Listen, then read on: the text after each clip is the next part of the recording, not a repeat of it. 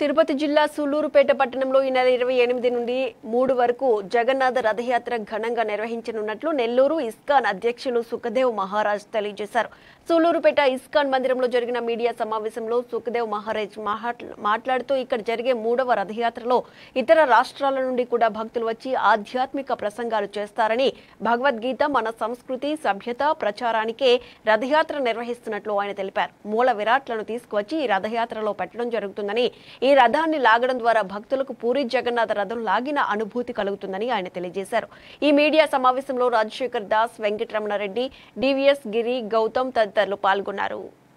ఇది ఈ రథయాత్ర are bus stand నుంచి బయలుదేరుతుంది.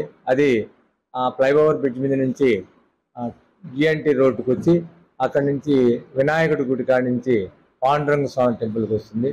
అక్కడ బాపూజీ వీధిలో బయలుదేరి అక్కడ మళ్ళీ లాస్ట్లో ఎస్విటి వీధి శ్రీ వెంకటేశ్వర గుడి కాడికి అక్కడ పోయి ఆ నుంచి పార్క్ వీధిలో రిటర్న్ అయ్యి అక్కడి నుంచి మళ్ళా కూరగాయల మార్కెట్ మీద మళ్ళీ జిఎన్టీ రోడ్డు వస్తుంది. ఆర్టీసీ బస్ స్టాండ్ నుంచి మళ్ళా పొట్టి శ్రీరాములు వీధి ద్వారా అంటే కాలేజీ హై స్కూల్ రోడ్డు పక్కన నుంచి పొట్టి శ్రీరాములు వీధి ద్వారా కాపు వీధికి పోయి కాపు వీధి నుంచి జిఎన్టీ రోడ్ నుంచి మళ్ళా శ్రీనగర్ కాలనీకి పోతుంది.